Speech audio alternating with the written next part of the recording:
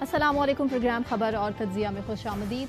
میں سنا نقوی. پروگرام میں میرے ساتھ موجود ہیں مزمل سوروردی صاحب. مزمل صاحب بہت شکریہ آپ کا. ناظرین, امریکہ ایران کے معاہدے کی بات کی جائے تو ابھی تک کوئی معاہدہ طے نہیں ہو پا رہا ہے, اور جو پوائنٹس ہیں امریکہ کے کہہ لیجیے, ایران کے اپنے پوائنٹس ہیں.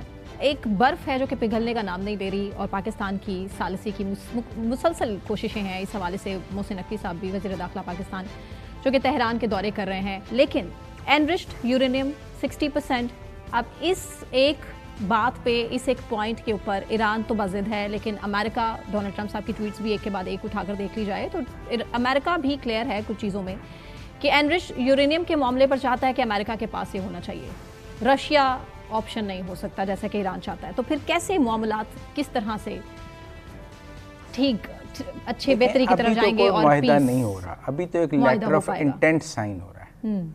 ایک لیٹر آف انٹینٹ ہے جس کے سائن کرنے کی بات کی جا رہی ہے کہ 30 دن کے لیے سیز فائر ایکسٹینڈ ہو اور 30 دن کے مذاکرات ہوں امریکہ اور ایران کے درمیان, جس میں یورینیم, اسٹیٹ آف ہارمز اور تمام ایشوز جو ہیں وہ شامل ہوں, جن میں سینکشنز ہیں, جن میں فروزن ایسٹس ہیں, جن میں دوسرے ملکوں کی لڑائی ہے, لیبنن وغیرہ کی, وہ سب شامل ہیں, پراکسیز شامل ہیں.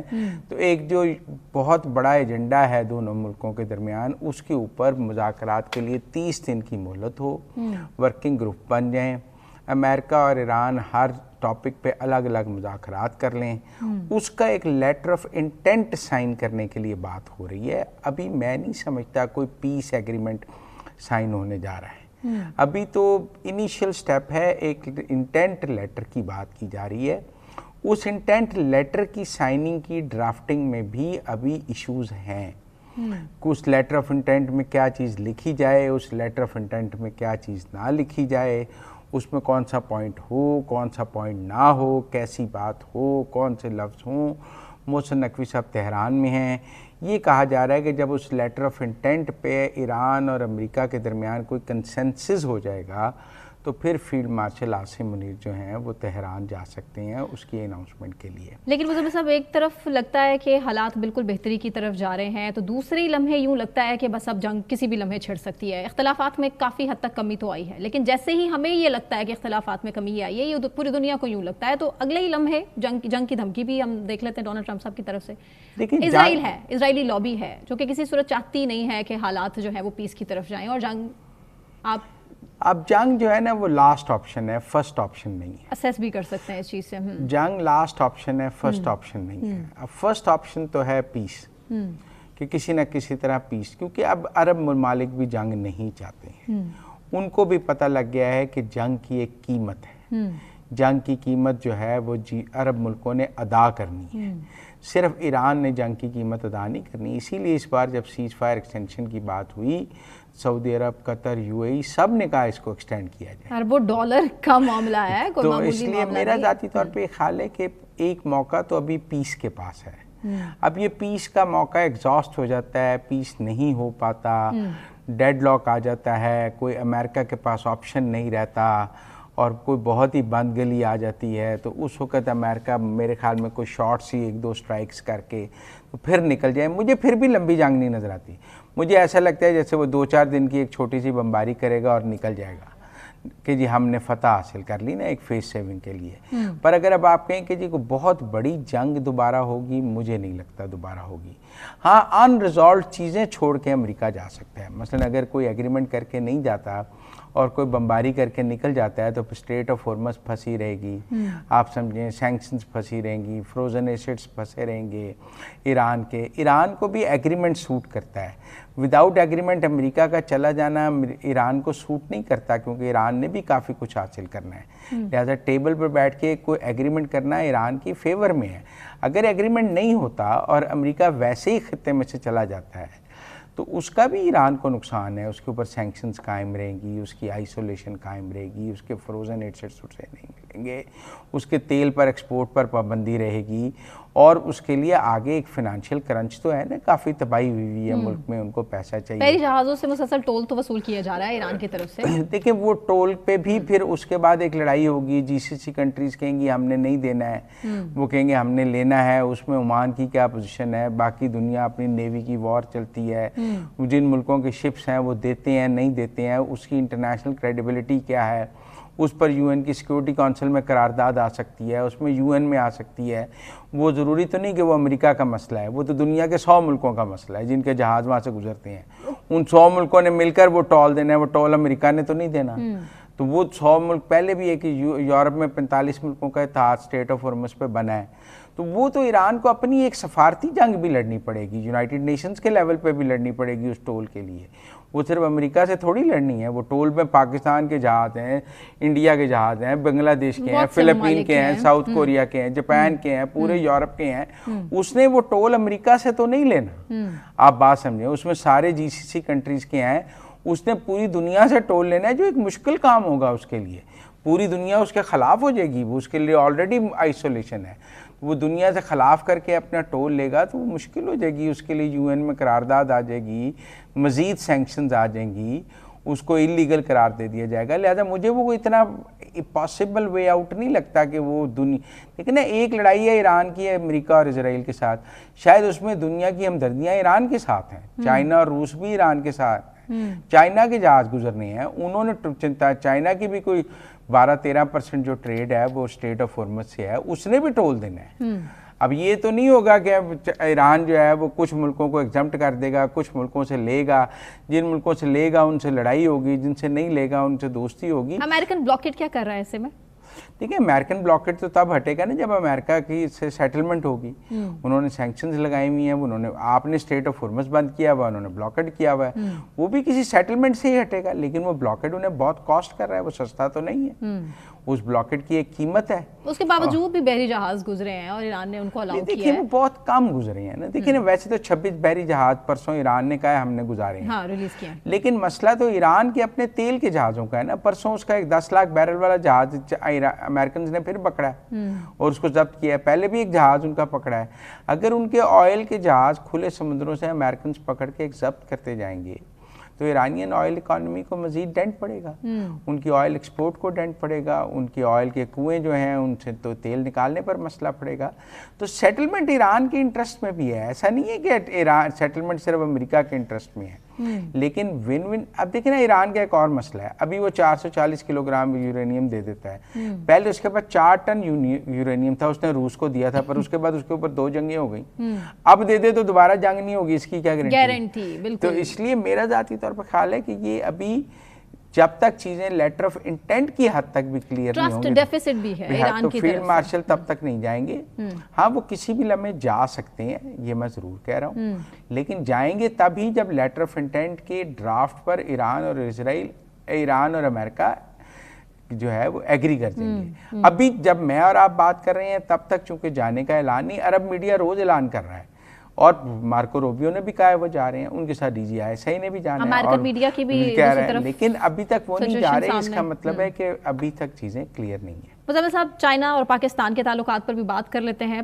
سفارتی تعلقات کی 75ویں سالگرہ ہے اور حالات مزید بہتری کی طرف آگے جا رہے ہیں, اور یہ بہت اچھا پاکستان کا ہمیشہ سے فیصلہ رہا ہے چائنا کے ساتھ, اور چائنا نے بھی بھرپور دوستی نبھائی ہے پاکستان کے ساتھ. دیکھیں 75 سال کی شاندار داستان ہے پاکستان اور چین کی دوستی کی.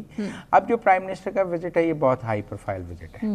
ان کی Chinese president, Chinese prime minister, وہ اپنے ساتھ ڈیلیگیشن بھی لے کے جا رہے ہیں, B2B بھی بات ہو رہی ہے, اور CPEC-2 کی بھی بات کی جا رہی ہے, کچھ اسٹریٹجک پارٹنرشپ کی بھی بات کی جا رہی ہے. دیکھیں اس وقت جب پاکستان چائنا جا رہا ہے تو پاکستان کا خطے میں ایک بہت اہم رول ہے. اب ہم ایک میڈیٹر کے طور پہ بھی ہیں, سالس کے طور پہ بھی ہیں, نیٹ سیکیورٹی پرووائڈر کے طور پہ بھی ہیں. اب ہمارے پاس سعودی عرب کے ساتھ بھی ایک معاہدہ موجود ہے. اب سعودی عرب اور قطر اپنے آئل ریزروز پاکستان میں رکھنے کے لیے تیار ہیں.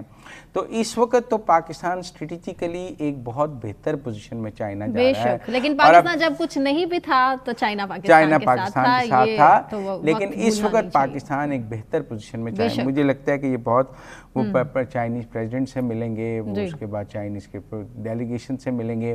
ان کے دورے سے پہلے چائنیز پریزیڈنٹ اور چائنیز فارن منسٹر نے اس دورے کے لیے پیغامات جاری کیے ہیں, اور ایک ہائی پروفائل وزٹ ہے. اور مجھے لگتا ہے اس میں پاکستان اور چائنا کے درمیان ایک نئے, جو جیسے ایک دفعہ پہلے چائنیز پریزیڈنٹ پاکستان آئے تھے تو سی پیک کی اناؤنسمنٹ ہوئی تھی, اسی لیول کا یہ دورہ ہے اور کافی امپورٹنٹ دورہ ہے. بیجنگ میں سفارتی تقریب ہے, اس کے علاوہ بہت ساری تقاریب ہیں, اور یہ بہت اچھا جو ہے پاکستان کا اور چائنا کا ایک اچھا اسٹیٹ وزٹ ہے. ویسے تو کہا جا رہا ہے کہ اس کے فالو اپ میں نیکسٹ ایئر پریزیڈنٹ شی بھی پاکستان آئیں گے, لیکن میں سمجھتا ہوں کہ یہ بہت امپورٹنٹ دورہ ہے. اس میں انویسٹمنٹ کی بھی بات ہے اور چائنیز فیکٹریز کی پاکستان آنے کی بات ہے. اس کے علاوہ گوادر کو اب تو بہت ایکٹیو کیا جا رہا ہے. اس وار میں اسٹریٹ آف ہارمز کے بند ہونے کے بعد تو گوادر بہت ایکٹیولی آگے آیا ہے, اور گوادر میں تو اب آئل ریزروز بھی بنتے جا رہے ہیں. تو چائنیز انٹرسٹ ٹورڈز گوادر بھی مجھے بہت نظر آ رہا ہے. مجھے لگتا ہے کہ یہ بہت ہی ہائی چائنا کا پاکستان کو لے کر انٹرسٹ تو بہت بڑھے گا, اور پھر ہمارے ڈیفنس کا بھی, اور بہت زیادہ کوآپریشن اس میں. ہم مزید جہاز ان سے لینا چاہتے ہیں, مزید میزائلز لینا چاہتے ہیں, اور ہم JF-17 کو بھی اپ گریڈ کرنا چاہتے ہیں. تو یہ بہت ہی پازیٹیو دورے کے طور پہ. لیکن مزمل صاحب, پاکستان میں جو دہشت گردی ہے وہ بھی ایک بہت بڑا مسئلہ ہے, جس کے لیے ہمارے سیکیورٹی فورسز بھی مسلسل کام تو کر رہے ہیں, بٹ میک شور کرنا پڑے گا ہمیں چائنیز کو. ہاں, چائنیز کی سیکیورٹی کے لیے ایک مسئلہ ہے, وہ ہمیں میک شور کرنا پڑے گا, لیکن وہ اتنا بڑا مسئلہ نہیں ہے. ہر ملک میں ایسے ہو جاتے ہیں, افغانستان میں بھی ہوئے ہیں, اور ملکوں میں بھی ایسے واقعات ہو جاتے ہیں, کوئی ایسی بات نہیں ہے. ابھی پیچھے آپ دیکھیں امریکہ میں بھی ایک واقعہ ہوا ہے جو وہ اسلامک سینٹر پہ ہوا ہے. تو ملکوں میں ہو جاتے ہیں, لیکن آسٹریلیا میں بانڈی بیچ پہ ہو گیا تھا, لیکن اس سے کوئی, ہمیں دنیا کو اب احساس ہے کہ یہ ایک ایسی دنیا بن گئی ہے جس میں ایسے واقعات ہو جاتے ہیں. اور پاکستان کو فور شور انویسٹمنٹ کی ضرورت ہے. اور پھر چائنیز اپنے انفلوئنس ٹورڈز افغانستان بھی یوز کر رہے ہیں. یہ ٹرپ جو ہے ہمارا جو ہے افغانیوں کو بھی, افغانستان کے ساتھ بھی جو میڈیشن چائنا کرا رہا ہے اس میں بہت, اس کے ٹرپ کا بھی بہت رول ہوگا. ایران اور امریکہ معاملے پر بھی بات ہو سکتی ہے, اس پہ بھی ہوگا. لیکن جو اورمچی میں ڈائیلاگ ہوئے تھے پاکستان اور افغانستان کے, جو چائنا نے کرائے تھے, ان کے نیکسٹ اسٹیپ کے حوالے سے بھی بات, کہ اب آگے کیا ہو سکتا ہے. مزمل صاحب, پرنس کریم آغا خان پاکستان میں موجود ہیں, وزیر اعظم سے بھی ان کی ملاقات ہوئی ہے, اور گلگت بلتستان کا وہ دورہ کر سکتے ہیں. کیسے دیکھ رہے ہیں ان کی وزٹ؟ دیکھیے, جو جب بھی پرنس, ان کے والد بھی آئے, دادا بھی آئے, اب یہ پرنس رحیم الحسین آغا خان بھی آئے, جب بھی آئے ہیں ہم نے ان کو ہیڈ آف دی اسٹیٹ کا پروٹوکول دیا ہے. اس بار بھی ان کو ہیڈ آف دی اسٹیٹ کا پروٹوکول دیا گیا ہے. پریزیڈنٹ نے ریسیو کیا ہے, پرائم منسٹر نے ان کو ناشتہ دیا ہے, اعزازات دیے جاتے ہیں. پھر بہت بڑی اسماعیلی کمیونٹی جو ہے وہ گلگت کے علاقے میں رہتی ہے, یہ ان کے روحانی پیشوا ہیں, یہ اس موقع پہ آئے ہیں. یہ وہاں پہ بہت ویلفیئر کا کام بھی کرتے ہیں, آغا خان فاؤنڈیشن جو ہے اس علاقے میں, اور وہاں پہ اپنے لوگوں کے لیے یہ جاتے ہیں, ان کے لیے ایک روحانی پیشوا کا رکھتے ہیں. تو میرے خیال میں ان کا دورہ اس موقع پہ بہت امپورٹنٹ ہے. یہ جب یہ پاکستان کے ویل وشر کے طور پہ ان کو دیکھا جاتا ہے, اور آغا خان یونیورسٹی ہے, آغا خان فاؤنڈیشن ہے, آغا خان کے بہت سارے ادارے ہیں جو پاکستان میں کام کر رہے ہیں. 7 دہائیوں سے یہ پاکستان میں کام کر رہے ہیں, اور ان کا جو ہے وہ پاکستان کے لیے ایک سافٹ کارنر ہے. میرے خیال میں اچھا دورہ ہے, اور اس موقع پہ ان کا پاکستان کے لیے آنا, پاکستان کے لیے ڈپلومیٹکلی بھی, پوری دنیا میں ان کی بہت رسپیکٹ ہے. اور یہ 11 فروری 2025 کو پرنس رحیم نے اپنی ذمہ داریاں سنبھالی تھیں, اور ان کے والد 4 فروری 2025 کو انتقال کر کے گئے تھے, اور ان کے لیے highest level of protocol Pakistan دے رہا ہے, جو اچھی بات ہے.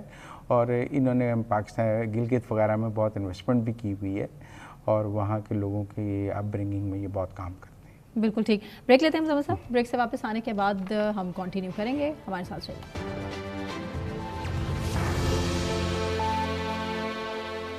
ویلکم بیک ناظرین.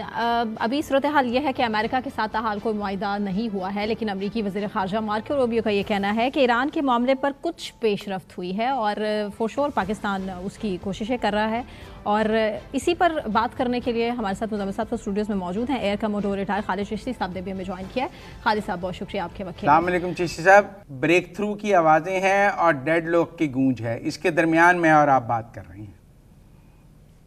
جی بہت شکریہ مزمل صاحب, ثنا آپ نے انوائٹ کیا. بالکل آپ ٹھیک کہہ رہے ہیں کہ صرف ڈیڈ لاک اور جس کی ایگریمنٹ کی باتیں یہ آج کی نہیں ہے, تو کئی ہفتے گزر گئے. ظاہر ہے فنگرز کراسڈ پوری دنیا دیکھ رہی ہے, اور ظاہر ہے 8 بلین لوگ اپنی اپنی انٹرسٹ یا اپنی اپنی ڈیفیکلٹیز اور چیلنجز کی وجہ سے امید کر رہے ہیں کہ ایگریمنٹ ہو جائے.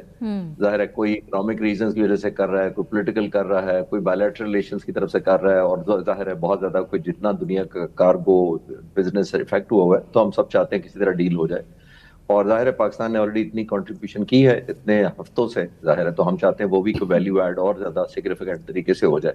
لیکن ظاہر ہے سٹانس بہت جس کو کہتے ہیں نا ڈائیورسیفائڈ ہے اور ڈائیورجنٹ ہے یوں سمجھ لیں, اور ظاہر ہے دونوں ممالک یا دونوں سائڈوں کو ایک فیس سیونگ چاہیے, اور زیادہ انٹینس قسم کی جتنی ڈس ایگریمنٹس ہوں گے اتنا ہی زیادہ مشکل ہے. اور ڈس ایگریمنٹ اس وجہ سے ہے کہ کلیئر کٹ وکٹری کوئی نہیں ہے. اگر کوئی کلیئر کٹ وکٹری ہوتی کسی ایک طرف, جیسے فراستہ ایران پر حاوی ہوتا امریکہ اور ایگریمنٹ ہوتے, تو پھر کہیں زیادہ آسان بھی ہوتا, نہ اتنے دورے کرنے پڑتے, نہ اتنا دنیا ہاسٹیج بنتی اتنے مہینوں کے لیے. لیکن کیونکہ دونوں طرف نیو فاؤنڈ لیوریجز ہیں اپنے اپنے پوائنٹ آف ویو سے, تو آئی تھنک اسی وجہ سے ڈیلے ہو رہا ہے. But let's hope. آپ جنگ کے کتنے امکانات ہیں؟ جنگ کے دیکھیے پریڈکشن بڑا مشکل ہے, لیکن میرا خیال یہ ہے کہ بہت مشکل ہے اس لیے نہیں کہ امریکہ جنگ شروع نہیں کر سکتا, امریکہ جنگ کلوز نہیں کر سکے گا. پھر جیسے پہلے سیز فائر ہوئی تھی تو ایک ٹیک ہوم آپ کو چاہیے ہوتا ہے. جب بھی آپ انلیش کرتے ہیں جنگ کو, تو آپ کا ایک ملٹری آبجیکٹو ہوتا ہے جو آپ نے نہ صرف اپنے لیے کرنا ہوتا ہے, اپنی ملٹری کے لیے کرنا ہوتا ہے, بلکہ دنیا کو ریلیونٹ رہنے کے لیے اور دنیا کو یہ کنونس کرنے کے لیے کہ ہماری ملٹری مائٹ اتنی اسٹرانگ ہے, اس کے لیے کرنا ہوتا ہے. اور خاص طور پر اگر آپ سپر پاور ہوں تو اور زیادہ آپ پر پریشر بھی ہوتا ہے اور آبلیگیشن بھی ہوتی ہے. تو جنگ شروع کرنے کا تو کوئی کنفیوژن مجھے ابھی بھی نہیں ہے کہ جنگ ہو سکتی ہے, لیکن پھر کلوز کیسے ہوگی؟ اصل مقصد یہ ہے کہ آیا اس حد تک ایران کو ڈیوسٹیشن کا سامنا خدا کرنا پڑے گا کہ ایران کمپرومائز کر جائے اور سرنڈر کر جائے؟ میرا نہیں ماننا. سسٹین ہو سکتی ہے, اور میں تو ڈے 1 پہ کہا تھا جب جنگ شروع ہوئی تھی, اسی دن میں کچھ چینلز پہ, اور اگلے دن تو میں نے کہا تھا کہ یہ آپٹیکلی اس کو کلوز ہوگی. اس کی وجہ یہ ہے کہ ایران کی ریزسٹنس کے مقابلے میں آپ اس کو پرولونگ کر سکتے ہیں, اس کی ول ٹو فائٹ نہیں ختم کر سکتے, کیونکہ ایران نے تو صرف سروائیو کرنا ہے. میں تو ڈے 1 سے کہہ رہا ہوں, اب تو وہ کہہ رہے ہیں کہ پاور پلانٹس اڑا دیں گے, سول انفراسٹرکچر اڑا دیں گے, ریل اڑا دیں گے, تو پھر تو سروائیول مشکل ہو جائے گا. آلریڈی اکنامک کلیپس ہے, سول انفراسٹرکچر کے بعد تو سروائیول مزید مشکل ہو جائے گا. جی بالکل آپ ٹھیک کہہ رہے ہیں. انفراسٹرکچر ایک دفعہ انہوں نے اٹیمپٹ کیا بھی تھا, آپ کو یاد ہوگا, انہوں نے بجلی گھروں کی طرف حملہ کیا تھا, کوئی واٹر پلانٹس پر حملہ کیا تھا. تو ایران نے ایک تھریٹ کیا تھا, اگر میں ریفریش کر دیتا ہوں آپ کے ویورز کو, ایران نے تھریٹ کیا تھا کہ اگر ہم پر اب حملے ہوئے تو ہم ریٹیلیشن کریں گے, اور جگہوں پہ جو امریکہ اور اس کے ایلائز کی انٹرسٹ ہے, ان کے پوائنٹ آف ویو سے جو ایلائز ہیں, جس کا مطلب مڈل ایسٹ کے کنٹریز تھے, میں ادھر بھی حملے کروں گا. اور آپ کے ویورز کو ایک اور ریفریش کرا دیتا ہوں کہ جو کوسٹل ایریاز پر عمان کے سمندر کے ساتھ ساتھ جو 700 کے قریب واٹر ڈسلیشن پلانٹ لگے ہوئے ہیں جو پانی مہیا کرتے ہیں مڈل ایسٹ کے ممالک کو, کویت, قطر, عمان, سعودی عرب اور یو اے ای, ان تمام ممالک کو جو سپلائی جاتی ہے مختلف ویریشن کے حساب سے 70 to 90% ان کی جو ڈیپنڈنسی ہے ان ملکوں کی, وہ ان پلانٹس پر ہے جو سمندر سے پانی نکال کر کنورٹ کرتے ہیں, اس کو ہیومن یوز کے قابل بناتے ہیں, اور وہ پمپ آؤٹ کیا جاتا ہے ان ملکوں میں. تو ان میں صرف یو اے ای کے پاس تقریباً 40 دن کی کیپیسٹی ہے پانی سٹوریج کرنے کی, اور باقی تمام ممالک کے پاس 4 سے 7 دن کی کیپیسٹی ہے سٹوریج کرنے کی. اور اگر آپ ذرا ویژولائز کریں کہ ایران حملے کرنے شروع کر دے ان ریٹیلیشن, جس کی طرف آپ مزمل صاحب کہہ رہے ہیں کہ وہ انفراسٹرکچر پر حملے کریں گے, اگر ایران ان بجلی گھروں کو تباہ کرنا شروع کر دے صرف, تو بہت ہی ڈیوسٹیشن ہو جائے گی ان مڈل ایسٹ ممالک کے لیے. ظاہر ہے پانی اگر نہ ہو, آپ امیجن کر سکتے ہیں کہ یو اے ای یا دوسرے ممالک میں جہاں پہ بزنس ہے, ایئر لائنز ہے, ٹورزم ہے, اور ایون نارمل ایک ڈے ٹو ڈے لائف ہے, کتنی زیادہ ہیمپر ہوگی. اور اس کے بدلے میں ایک اور جو انٹرنیٹ کی جو کیبل گزرتی ہے وہاں سے, اگر سب مرینز کے ذریعے ایران ان کو ڈسٹرائے کر دے, تو اس سے زیادہ گلوبل کانسیکوینسز ہوں گے. تو یہ صرف امریکہ کے لیے نہیں ہوگی کہ امریکہ فزیکلی تو ہزاروں میل دور ہے, اس کے نہ بجلی گھر تباہ ہوں گے, نہ ان کی کوئی انٹرنیٹ کو اس طرح افیکٹ ہوگا, نہ ان کا بزنس اور ٹریڈ, لیکن ڈائریکٹ ایران ابھی بھی بہت زیادہ ریٹیلیٹ کر سکتا ہے. اور آخری بات مزمل صاحب یہ ہے کہ ایران نے اس کو دیکھیے کاسٹ پروہیبٹیو کرنا ہوتا ہے جنگ کو, آپ نے دشمن کو مہنگی کرنی ہوتی ہے جنگ. اس کے لیے ضروری نہیں ہے کہ شپ ورسز شپ اور سب مرین ورسز سب مرین یا جہاز ورسز جہاز ہی آپ تباہ کریں, تو اس کی ڈسٹرکشن اس طرح کی کرے گا تو کہیں زیادہ بیونڈ اکنامیکل ریپیئر بھی ہوگا, یہ ان ملکوں کے لیے بھی, اور اوور آل گلوبل ایفیکٹ بھی بہت سیریس ہوگا. خالد صاحب, پاکستان کے ایئر چیف جو ہیں وہ ٹرکی گئے ہیں, اور ٹرکی کے ساتھ پہلے بھی پاکستان مل کے ایک سیل جہاز بنانے کی کوشش کر رہا ہے, تو وہ جہاز بھی, اور اب کوئی نئے ٹرکی کے ساتھ ہمارے ڈیفنس کوآپریشن میں آگے کیا دیکھ رہے ہیں؟ مزمل صاحب الحمدللہ دو جو مسلمان ممالک اگر ہم ملیٹریلی میں دیکھوں ٹیکنالوجی ڈیولپمنٹ میں یا انفراسٹرکچر یا انڈیجنائزیشن کے اندر تو دو ملک جو ہیں سب سے آگے ہیں، ایک پاکستان اور ایک ترکی ہے۔ ترکی میں فارچونیٹلی رہا بھی ہوں، میں نے وار کورس بھی ٹرکش لینگویج میں استنبول میں ہی کیا ہوا ہے، تو آج سے کوئی بہت پرانے 20-22 سال پرانی بات ہے، لیکن اس وقت بھی ترکی کی بہت لیڈ تھی اوور آل دنیا میں دیکھا جائے تو۔ بڑی F-16 کی ان کو اسمبلنگ پلانٹ وہاں پہ لگا رہے تھے اس وقت بھی۔ تو آج بھی دیکھیں تو ترکی نے ایویشن انڈسٹری میں، الیکٹرانکس میں، ماڈرنائزیشن میں، اسپیشلی انمینڈ ایریل وہیکل میں بہت زیادہ ترقی کی ہے، اور پاکستان کی ساتھ کولیبوریشن میں بہت زیادہ پاکستان کو ٹرانسفر ٹیکنالوجی بھی شروع میں کیا تھا، جو ڈرونز اور انمینڈ ایریل وہیکل، لوٹرنگ منیشن، کلر ڈرونز، یہ سارے بنانے میں پاکستان کو ٹرانسفر ٹیکنالوجی بھی تھی۔ الحمدللہ آج ہم بہت آگے نکل گئے ہیں، عام لوگ جو دنیا آپریٹ کرتی ہے ڈرونز، ایون ہم اپنے انجنز تک بنا رہے ہیں ڈرونز کے، تو وہ ساری کی ساری جو ڈیولپمنٹ ہوئی ہے وہ کولیبوریشن سے ہوئی ہے۔ بہت چیزوں میں پاکستان بھی ہیلپ کر رہا ہے، لیکن آن ٹاپ آف دیٹ جو آپ اشارہ کر رہے ہیں ان کو کان جہاز وہ بنا رہے ہیں، ہم اپنا الحمدللہ PFX بنا رہے ہیں جو ہمارا بھی انڈر جس کو کہہ رہے ہیں ڈیولپمنٹ ہے۔ تو دونوں ملک ایک دوسرے کو بہت تعاون کرنے کی کیپیسٹی بھی رکھتے ہیں، اور الحمدللہ ہمارے تعلقات بھی اتنے اچھے ہیں اور ٹرسٹ کے کہ ہمارا ایک بہت اچھا ویلیو ایڈیشن دونوں کے لیے ہم کرتے ہیں، جب بھی پاس میں بھی کرتے آئے ہیں، اور آئندہ بھی جب یہ ڈیٹیلز آئیں گی تو ہمیں I'm sure اور زیادہ پراؤڈ فیل کریں گے۔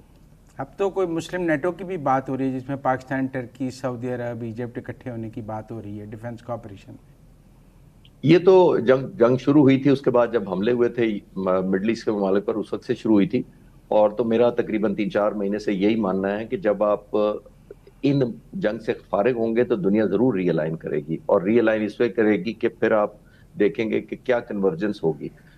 اس کے ساتھ میں ایک کنڈیشن ضرور اٹیچ کرتا ہوتا ہوں کہ ظاہر ہے بہت زیادہ سپر پاورز کو، خاص طور پہ امریکہ کو، ایسی چیزیں نہیں پسند آئیں گی کہ ریجنل الائنسز بننا شروع ہو جائیں، آپس میں جو ریجنل کے ملک ہیں وہ کولیبریٹ کریں، اور ٹو ٹاک آف آگے سے اگر ملٹری الائنس کو بنا لیں تو یہ ڈیولپمنٹ تو بہت اچھی ہوگی۔ ڈیپینڈ کرے گا کہ جن جن ملکوں کے امریکہ کے ساتھ سٹیک ہیں وہ کتنا اپنے آپ کو اوبلیگیٹری وہاں پہ باؤنڈیڈ ہیں اسی وجہ سے، چاہے وہ ان کے فائنینشیل ریزنز ہوں، چاہے ملٹری ٹائز ہوں، چاہے ڈپلومیٹک ریزنز ہوں، تو وہ دیکھنا پڑے گا کہ یہ ملک آیا امریکن انفلوئنس سے کس حد تک نکل پاتے ہیں، اور امریکہ کا اس میں کانسنٹ اپروول کس حد تک ہوتا ہے، وہ بڑا میٹر کرے گا اس کے اندر۔ تو بہت اچھی بات ہے اگر ریجنل الائنسز ہو، نیو فاؤنڈ ریئلزم تو ان ملکوں میں ضرور آیا ہے۔ اچھا، اب ایران بھی ایک ملٹری پاور کے طور پہ سامنے آیا ہے، دیکھیں جتنی اس نے ریزسٹنس دی ہے امریکہ کو وہ انپریسیڈنٹڈ سمجھی جا رہی ہے، اس کی ڈرونز، اس کے بیلسٹک میزائلز، ان کی ایکوریسی، وہ ہٹ کیے ہیں جہاں جا کے ان کو ہٹ کرنا چاہیے، پھر کہہ رہے ہیں اس نے کوئی امریکہ کے 42 جہاز بھی گرائے ہیں، جو اب امریکنز کنفیس کر رہے ہیں اپنی کانگریس میں کہ ہمارے 42 جہاز گرائے ہیں۔ آپ سمجھتے ہیں کہ ایران بھی ایک اس جنگ کے ختم ہونے کے بعد ایک مڈل پار، ملٹری پار کے طور پہ سامنے آئے گا پاکستان ٹرکی کے ساتھ میچ کرتا ہوا؟ دیکھیں مزمل صاحب، جب جنگ شروع ہوئی تھی اور امریکہ نے چوائس یہ کیا تھا کہ پہلے دن انہوں نے 49 لیڈرز کو شہید کیا، اور اس کے اگلے دن آپ کو یاد ہوگا امریکن پریزیڈنٹ نے کہا تھا اسی دن ہی کہ اب ایرانین لوگ اٹھ کھڑے ہوں اور اپنا حکومت ٹیک اوور کر لیں اور قبضہ کر لیں، اور ہم آ گئے ہیں آپ کی مدد کو۔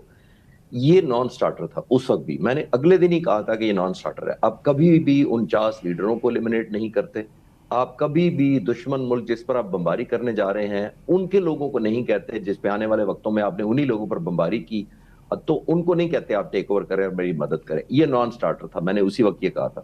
اور اب جو جنگ پرولونگ ہوتی جا رہی ہے آپ کے سامنے ہے، تو اب آنے والے وقتوں میں ایران نے، اس وقت میں نے یہ لفظ کہا تھا کہ جب بھی جنگ بند ہوئی تو میں نے امریکہ اور اسرائیل کے بارے میں کہا تھا یہ وہ نہیں رہیں گے جو جنگ سے پہلے تھے، کیونکہ وہ مجھے لگتا تھا کہ یہ کمپرومائز ہوگا ان کا جو امیج ہے۔ اور میں نے ایران کے بارے میں بھی یہی کہا تھا کہ ایران بھی وہ نہیں رہے گا جو ہم 47 سالوں سے سوچتے آئے ہیں، یعنی اپنا امپریشن بلڈ کرے گا۔ الحمدللہ وہی ہوا۔ آج آپ دیکھ لیجئے ایران کی نیگوشیشن سکل ہے تو مذاکرات اتنے پرولونگ بھی ہو رہے ہیں، کنکلوڈ بھی نہیں ہو پا رہے ہیں، سیز فائر بھی ہوا ہے، اور ایران کی جو شرائط ہیں وہ بھی اتنی سخت ہیں۔ وہ اس 40 دنوں کی وجہ سے ہے نا، نیو فاؤنڈ انہوں نے اپنے بارے میں ریئلزم کیا کہ ہم تو ایک ملٹری مائٹ ہیں، اور ظاہر ہے آپ نے دیکھا ہوگا کہ بہت سارے مڈل ایسٹ کے جو ممالک ہیں وہ بھی نہیں چاہتے کہ ایران اتنا طاقتور ہو جائے کہ لوکلائز قسم کی تھریٹ ان کو ہر وقت موجود رہے، جس طرح کی اس نے اٹیکس کیے ہیں بڑی پن پوائنٹ ایکوریسی سے۔ تو بالکل آئی ایگری کہ وہ ایک نیو فاؤنڈ ملٹری پاور ہے اس ایریا میں، اور آبویسلی آنے والے وقتوں میں امریکہ کا کنسرن یہ رہے گا کہ الائنمنٹ بھی بہت سارے ملکوں کی اس طرف ہوگی، اگر پیس ہو بھی جائے تو ایران اس میں بہت بڑا فیکٹر ہوگا آنے والے وقتوں میں۔ نہیں، ایران کے ساتھ تو اس لڑائی بند ہونے کے بعد تمام GCC کنٹریز کو الگ پیس نیگوشیٹ نہیں کرنا پڑے گا؟ جی بالکل ٹھیک کہہ رہے ہیں آپ. تو میں یہ تو عرض کر رہا ہوں کہ ڈیپینڈ کرتا ہے کہ وہ جو ممالک نکل پائیں گے جو اس وقت الائنسز ہیں ان کے, یا امریکہ کے ساتھ کوارڈینیشن ہے. اور یہ بھی حیران کن بات ہے نا کہ جی سی سی کے ممالک نے تمام نے امریکہ سے انڈیویجول ڈیلز کی ہوئی ہیں, کوئی کلیکٹو نہیں کسی نے ڈیل کی ہوئی. کسی نے بیسز دیے ہوئے ہیں, کسی نے نیول اسٹیشن دیے ہوئے ہیں, کسی نے فیسلٹیز دی ہوئی ہیں, انفراسٹرکچر دیا ہوا ہے. تو وہ دیکھنا پڑے گا ان تمام ممالک کو انڈیویجلی کہ وہ اب امریکہ پر کتنی ڈیپینڈنسی رکھ سکتے ہیں. کیونکہ پہلے دن جو آلموسٹ دیکھا تھا آپ نے, جب سے جنگ شروع ہوئی ہے, فرسٹ ویک کے جب اسٹرائک شروع ہوئی تھی, اس وقت سے تو وہ بیسز انڈر فائر آئے ہوئے تھے, انڈر اٹیک آئے تھے, جہاز تباہ ہوئے. اس کے بعد وہ امریکہ ان بیسز کو ہی ڈیفینڈ نہیں کر سکا. تو آنے والے وقتوں میں ظاہر ہے یہ ریئلزم تو ہے نا ان ممالک میں کہ جو اپنے ایئر بیسز نہیں ڈیفینڈ کر پائے تو انہوں نے ان کی مین سوائل کو کیسے بچانا تھا. اور بعد میں ہم نے دیکھا کہ ایران کے حملے ہوتے رہے ایز اینڈ وین ایران چاہتا تھا ان پر حملے کرنا. اور جو 42 جہازوں کا فگر آیا ہے یہ کافی الارمنگ نہیں ہے کہ آپ امریکہ کے 42 جہاز گرا لیں جبکہ آپ کا کوئی ایئر ڈیفنس سسٹم ہی نہیں ہے؟ جی بالکل. اور شاید میں نے آپ سے اس دنوں میں بھی بات کی تھی جب 3 F-15 ان کے گرائے گئے تھے کویت میں, آپ کو یاد ہوگا. اور میں ان دنوں میں چیلنج پوچھا گیا تھا کہ یہ تو امریکہ کہہ رہا ہے فرینڈلی فائر ہے, اور لوگوں نے سب نے یہی کہا تھا کہ ان کے پاس تو ایئر فورس ہی نہیں ہے, ویپنز نہیں ہے, میزائل سسٹم نہیں ہے, ایئر ڈومیننس ہے امریکہ کے پاس, انہوں نے ہر چیز جیم کر دی ہے. تو یہ امریکہ کے فرینڈلی فائر ہی ہو سکتا ہے. تو میں نے اس دن بھی نہیں مانا تھا کہ 3 جہاز فرینڈلی فائر سے نہیں گرتے. ایک میں جہاز مان سکتا ہوں بالکل ویسے ہی جیسے انڈیا نے اپنا ہیلی کاپٹر مار گرایا تھا 27 فروری کو جب ہم نے ابھی نندن کا جہاز شوٹ کیا تھا, تو انہوں نے اپنا ہیلی کاپٹر مار گرایا تھا. وہ ایک فرینڈلی فائر ہوتا ہے. میں جسٹیفائی نہیں کر رہا, میں کہہ رہا ہوں فاگ آف وار کے اندر جب مس آئیڈینٹیفیکیشن ہوتی ہے, ٹائم پریشر ہوتا ہے, ٹریگر ہیپی ہوتے ہیں لوگ, ایک ایلیمنٹ آف فیئر اور وہ ہوتا ہے, تو اس میں اس طرح کی ہو جاتا ہے مسائب. لیکن 3 F-15 کا میں نے اس وقت بھی نہیں مانا تھا. اس کے بعد جہاز ایڈ ہوتے گئے, F-35 ہٹ ہوا اور بہت سارے ہٹ ہوتے گئے, تو اب 42 کی فگر وہ مان رہے ہیں. میں انشاءاللہ تعالیٰ اس پہ ایک ریسرچ کر رہا ہوں ایکسٹینسو, میں چند دن میں آفر کروں گا جی اس پہ کنکلوژن کہ کیسے انہوں نے مارے. F-35 کا ہٹ ہونا تو نہیں کوئی مانتا, اسٹیلتھ ہے, 5th جنریشن ہے, دنیا کا ٹاپ جہاز ہے, وہ ہٹ ہو گیا. جی یہ امریکن کے لیے بہت بڑا شوق ہوگا. اور جیسے میں نے ان دنوں بھی کہا جب ہٹ ہوا تھا تو بہت سارے لوگوں نے کہا کہ تباہ نہیں ہوا, اور امریکہ نے بھی کہا کہ it is not been destroyed. میں نے یہ کہا تھا کہ ٹارگٹ ہونا بھی اتنا ہی خطرناک ہے. As a former air force pilot کہہ لیں, یا میں انالیسس کیا تھا, اس کی وجہ یہ ہے کہ وہ جہاز ٹارگٹ نہ ہونے کے لیے بنایا گیا تھا, یعنی اس تک پہنچا نہیں جا سکتا. اگر ان کا ویپن پہنچ گیا ہے تو اٹ ڈزنٹ میٹر کہ وہ تباہ ہوا کہ نہیں ہوا, وہ ٹارگٹ ہو گیا. جب وہ ٹارگٹ ہو گیا تو وہ تو بہت سارے فیکٹر ہوتے ہیں جس کی وجہ سے وہ لینڈ کر پایا. ہو سکتا ہے میزائل کی ایکوریسی اتنی نہ ہو سکتا ہے پائلٹ اسکل اچھی ہو جس کی وجہ سے اتار سکا جہاز, ہو سکتا ہے کوئی ایئر بیس قریب مل گیا اس کو جس کی وجہ سے وہ کریش ہونے سے اس نے بچا لیا. تو یہ تو بہت سارے فیکٹرز علیحدہ ہوں گے جس کی وجہ سے ہم بعد میں بات کریں گے. لیکن یہ بہت زیادہ افیکٹ ان کی ایک جس کو کہتے ہیں نا کہ ایک ایلیمنٹ آف ہیزیٹیشن مزمل صاحب اس کے اندر ایڈ ہو جاتا ہے. جو ایئر پلانرز ہوتے ہیں ان کو یہ ہوتا ہے کہ اب ہمارا سکسیس ریٹ آلموسٹ گارنٹیڈ اور 100% نہیں رہا, اور جو degree of assurance in pilots کو اور پلانرز کو حاصل تھی پہلے, وہ ایک ایلیمنٹ آف ہیزیٹیشن جس کو میں نے کہا اس میں ایڈ ہو جاتا ہے. اور ظاہر ہے جیسے میں نے کہا کہ وہ ایشور جو ہوتا تھا پہلے کہ جی ہماری ڈومیننس ہے, ہمارا تو ان چیلنج ہوتا ہے ان کا ایئر اسپیس ایران کا, وہ کمپرومائز ہوا. جب وہ کمپرومائز ہوتا ہے تو آپ کی پلاننگ ضرور افیکٹ ہوتی ہے. ٹھیک ہے خالد صاحب, آپ ہمارے ساتھ لائن پر ہی موجود رہیے, بریک لیتے ہیں, بریک سے واپس آنے کے بعد کنٹینیو کریں گے. ویلکم بیک ناظرین, مزمل صاحب اوور ٹو یو. ایک یہ بھی کہا جا رہا ہے کہ اگر ایران 440 کلو گرام یورینیم دے دے تو اسے پیس مل جائے گا, تو یہ کوئی گھاٹے کا سودا تو نہیں ہے اگر آپ یہ یورینیم دے دیں اور پیس حاصل کر لیں, سینکشنز ختم ہو جائیں, پیٹرول کی ٹریڈ کھل جائے, تو یہ کوئی گھاٹے کا سودا نہیں ہے؟ پھر ایرانینز یہ کیوں نہیں مان رہے؟ جی بالکل, گھاٹے کا سودا آندہ آنے کے لیے بہتر ہے, آندہ ہم دیکھنے کے لیے کہ گھاٹے کا سودا ہوگا کہ نہیں ہوگا. مزمل صاحب وہاں تاریخ میں سے اٹھا کے دیتے ہیں, اور زیادہ پرانی بات نہیں ہے, 11 سال آپ کو پیچھے جانا پڑے گا. 2015 میں جب جے سی پی او اے ایران نے ایگریمنٹ کیا تھا امریکہ کے ساتھ, اور پریزیڈنٹ اوباما کے ٹائم پر 1.5 سال تک مذاکرات ہوتے رہے تھے ایکٹیولی, اور تقریباً 5-6 سال تک 2009 سے آنورڈ مذاکرات ٹریک 2 چل رہے تھے. تو 2015 میں جو جے سی پی او ایگریمنٹ ہوا تھا, ایران نے اس کے مطابق ایگریمنٹ کے مطابق willingly voluntarily 8 ton nuclear enrich material جو ہے وہ روس کے حوالے کیا تھا تھرو کیسپین سی. 8 ٹن 440 کو اگر ریشو نکالیں تو میرا خیال ہے کوئی 18 گنا زیادہ بنے گا اس وقت جو انہوں نے دیا تھا. تو اب ایرانی لیڈرشپ سوچنے پہ مجبور ہوگی کہ جب ہم نے 8 ٹن حوالے کیا تو اس کے بدلے میں جو آپ فرما رہے ہیں کہ پیس مل گیا ان کو, ایک ڈگری آف ایشورنس مل گئی ان پہ. انہیں 1 سال کے اندر 2 حملے ہوئے ہیں پریزیڈنٹ ٹرمپ کے آتے ہوئے. تو ان کو بھی یہ پتا ہے کہ 440 کلو گرام آخری لائف لائن ہے. اگر ہم نے یہ دے دیا تو اس کے بعد نیگوسیشن کی ان کی جو اسٹرینتھ ہے یا لیوریج ہے وہ ختم ہو جائے گا, اور آنے والے وقتوں میں ان کے پاس کچھ نہیں ہوگا. جیسے یوکرین کے نے اپنے ویپنز حوالے کر دیے تھے, اور آج دیکھ لیں کتنے سالوں 5.5 سال سے وہ جنگ لڑ رہے ہیں. خالد صاحب, ڈونلڈ ٹرمپ صاحب کے ٹویٹس بھی اور ان کی سٹیٹمنٹس بھی بڑی کنفیوژن کریٹ کرتے ہیں. یوں لگتا ہے کہ جیسے اسرائیلی لابی کو خوش کرنے کے لیے وہ ٹویٹس تو کرتے ہیں, لیکن ساتھ ہی ساتھ پیس کی بات بھی کرتے ہیں, ڈائیلاگس کی بات بھی کرتے ہیں. تو جو مطالبات سامنے رکھے جا رہے ہیں ایران کی طرف سے, ان پر اگری کرنے کی کوشش بھی نہیں کر پا رہے. جی, پریزیڈنٹ ٹرمپ کا تو جب سے آئے ہیں میں تو کہتا ہوں ان کی جو انسرٹنٹی ہے وہی سرٹنٹی ہوتی ہے, جس کا مطلب ہے جتنے انپریڈکٹیبل ہے شاید یہ as a weapon of strategy use کرتے ہیں اس کو, کہ دشمن گیس کرتا رہے کہ میں آج کیا کروں گا, صبح کیا کروں گا, شام کو کیا کروں گا. کسی نے کہا تھا وہ جس سے ملتے ہیں اس کے حساب سے ہوتا ہے کہ آج ان کا کیا فیصلہ ہوگا, جس میٹنگ کے بعد وہ فیصلہ کرتے ہیں کہ آج میرا خیال ہے. لیکن شاید بائی ڈیزائن کرتے ہوں گے, اور بزنس میں آبویسلی اوپوننٹس کو انپریڈکٹیبل دکھانا ضروری ہوتا ہے. لیکن پریزیڈنٹ آف یونائٹڈ اسٹیٹس کے ہوتے ہوئے ان کو میرا خیال ہے زیادہ ایک رسپانسبل دینا چاہیے.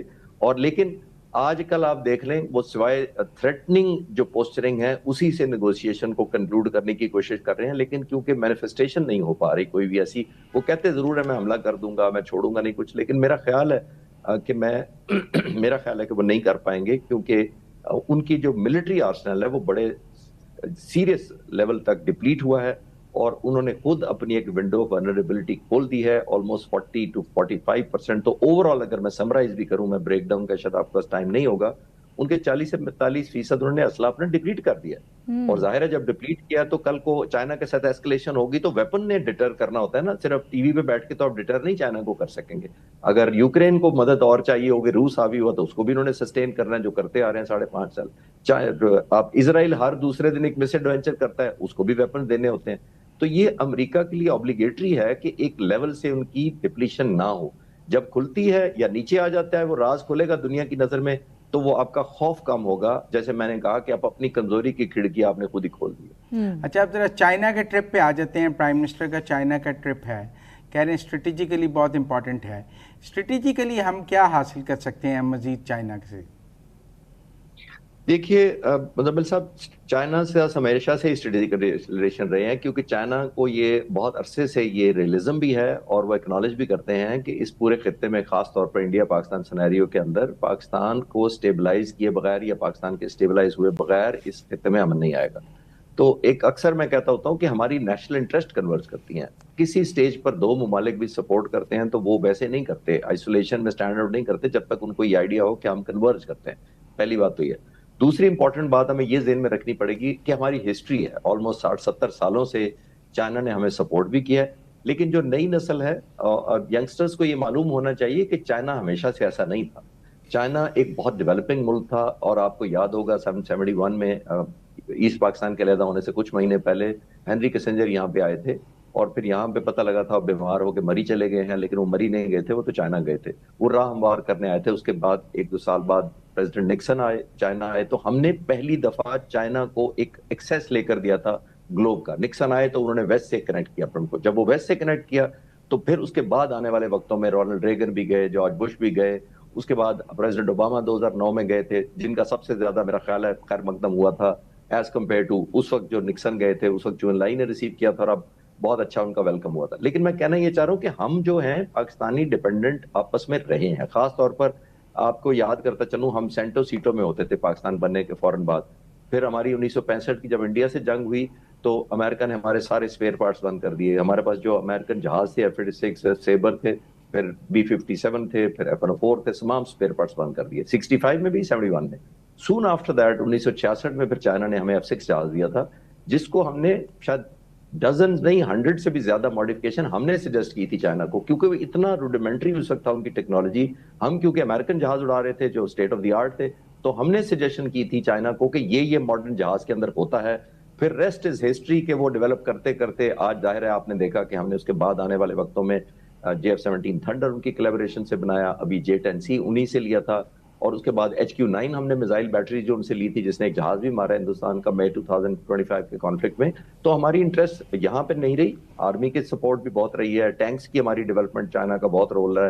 سبمرینز ابھی آپ نے دیکھا کہ ورلڈ کلاس کی ہماری جو سبمرینز بننا شروع ہوئی ہیں وہ بھی چائنا کا بہت زیادہ کولیبریشن ہے. تو آئی تھنک لانگ ہسٹری ہے strategic partnership especially military areas میں. آگے کیا دیکھتے ہیں؟ مطلب JF-17 سے آگے ہم کیا اس میں J-10 بنا سکتے ہیں، JF-17 کو امپورٹ کر سکتے ہیں، اور PL-17 یا 19 کی بات ہو سکتی ہے. آگے کیا ضروریات ہیں ہماری چین کے حوالے سے؟ کوئی کہہ رہے ہیں J-35 کی بھی بات ہو رہی ہے. نہیں، جوائنٹ وینچر تو دیکھیے راتوں رات اس طرح کے نہیں بنتے. یہ بہت زیادہ انڈسٹریل، بہت زیادہ نو ہاؤ چاہیے ہوتی ہے، اسکل چاہیے ہوتا ہے، مشینری چاہیے ہوتی ہے، پریسیجن چاہیے ہوتی ہے. تو over the period of time ہم دیکھیے 30 سال سے آلموسٹ JF-17 تھنڈر بنا رہے ہیں. اب آ کر ہم تقریباً 60% کے قریب یہاں بناتے ہیں اور 40% ابھی بھی باہر سے آتا ہے انکلوڈنگ رشین انجن. تو یہ اس بیک گراؤنڈ کے تحت ہم نے دیکھنا ہوتا ہے کہ یہ سوئچ اوور نہیں ہوتا. جو آپ پلگ اینڈ پلے جیسا نہیں ہوتا کہ گھر میں آپ ٹی وی ایئر کنڈیشنر لے آئیں تو وہ اگلے دن سے چل پڑتا ہے، ریموٹ آپ کے ہاتھ میں آ جاتا ہے. یہ بہت لمبا پروسیس ہے. سب سے بڑی بات اس کے اندر آپ کو مین پاور ٹرین کرنی پڑتی ہے. تو ظاہر ہے چائنا نے over a period of time کیا، آپ کو اسکلڈ مین پاور چاہیے، تو گریجول ہوگا. لیکن ابھی بھی ہم واحد دنیا میں 192 ملکوں میں سے ایک ایئر فورس ہیں جو اپنا جہاز خود بناتی ہے. وہ 192 میں ملکوں میں سے کوئی ایئر فورس اپنا جہاز نہیں بناتی، پرائیویٹ کمپنیاں بناتی ہیں. ہم نے اس لیے کیا کہ ہماری ڈیپینڈنسی ختم ہو جائے ویسٹ پر، اور خاص طور پر جیسے سینکشنز پر، بلیک میلنگ پر. اور آپ نے دیکھا ہوگا کہ امریکہ نے ہمارے 16 روک لیے تھے، $658 ملین ہم نے ڈالر دیا ہوا تھا، 80s کی بات میں کر رہا ہوں. تو یہ سینکشنز ہم افورڈ نہیں کر سکتے تھے کیونکہ ہمارا پھر ونڈو آف ولنریبلٹی، جس کو میں امریکہ کے پوائنٹ آف ویو سے کہہ رہا تھا، ہماری انڈیا کے ساتھ کھل جاتی ہے اگر ہماری ایئر فورس کمپرومائز ہو جاتی ہے. تو آنے والے وقتوں میں دیکھا جائے گا انفولڈ کر بہت ساری فیلڈز ہیں. آئی تھنک چائنا کے ساتھ ہم کئی زیادہ کولیبریشن میں فیلڈ میں جا سکتے ہیں، including the advance most jet جو فائٹر جیٹس ہیں. اور آخر میں آپ کیا دیکھتے ہیں کہ جو چائنا کا رول ٹورڈز ایران امریکہ جنگ، وہ آپ اس کو کیسے دیکھتے ہیں؟ دیکھیے ایران کی جنگ کے دوران چائنا کا مجھے لگتا ہے بڑا کلیئر ہے، بلکہ سب سے کلیئر ہے. چائنا کی نمبر 1 اپنی نیشنل انٹرسٹ ہے. چائنا نے، آپ نے دیکھا کہ دونوں بہت بڑے لیڈر ٹاپ کے ابھی ہو کر آئے چائنا سے، پوٹن بھی ہو کر آئے، ٹرمپ بھی ہو کر آئے. تو چائنا نے ایگریمنٹ پر زور نہیں دیا جو میں فالو کر رہا تھا. چائنا نے دیا کہ آپ دونوں ملک یعنی روس اور چین مانتے ہیں کہ چین کے بغیر کوئی چیز نہیں چلے گی، اور وہ اس نے ثابت کیا. آپ نے دیکھا تقریباً 200 کے قریب پریزیڈنٹ ٹرمپ ایگزیکٹو لے کر گئے تھے، سارے اپنے ساتھ کے بہت ہائی آفیشلز لے کر گئے تھے. تو کورسپونڈنگلی ایگریمنٹ نہیں ہوئے اس طرح کے.